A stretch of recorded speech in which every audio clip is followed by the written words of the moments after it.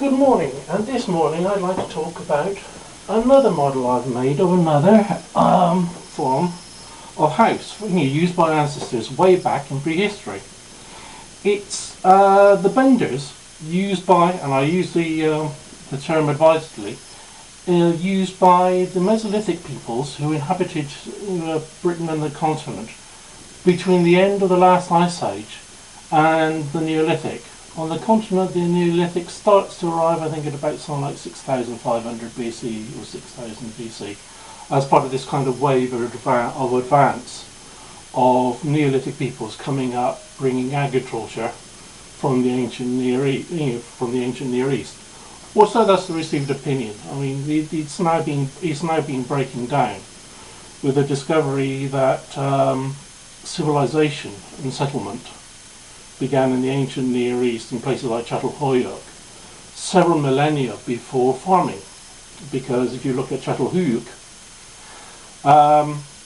it's definitely a city or a town, very settled, very civilized, houses, art, sculptures, but they still went hunting and gathering.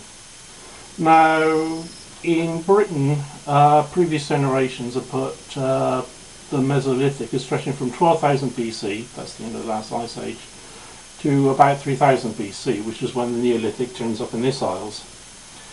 Others have said, well, he starts from about 10,000 BC, goes on to the beginning of the Neolithic, and still others have said, well, it's around 8,500 BC. So you can take your choice from around these dates. In the Mesolithic itself, Britain was still connected to the continent by the land bridge that stretched right across the North Sea and what is now the English Channel, or La Manche. So I hope you pronounce it, whatever. Anyway, and the English Channel, and the environment was dense forest. What you find is that Mesolithic settlements tend to cluster around water. They're on the coast, they're also around rivers, but they also head inland to hunt. Now, what we have discovered here in the area around, especially in places like Denmark, is shell middens, and they're heaps, they're rubbish dumps made up of seashells, where people have been eating seafood. The culture at this time is it's actually it's what they call microliths. It's very, very small or smaller blades, for use scrapers, burins, projectile points, arrowheads, that kind of thing. And the type of house used was what has become known as a bender. Now, it's called a bender because you get your branch and you bend it over to produce the supporting beams for the structure. Now, I'll show you my model and then I'll show you some of the things on which I based it on. Just a moment.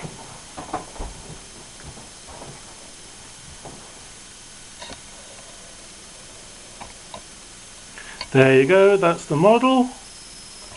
And I'll bring you forward. Just a bit there.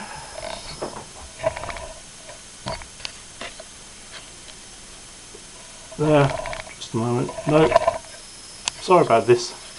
It's always these minor adjustments. Now,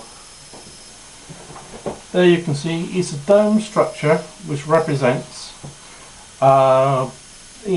the kind of shape produced by these bent branches.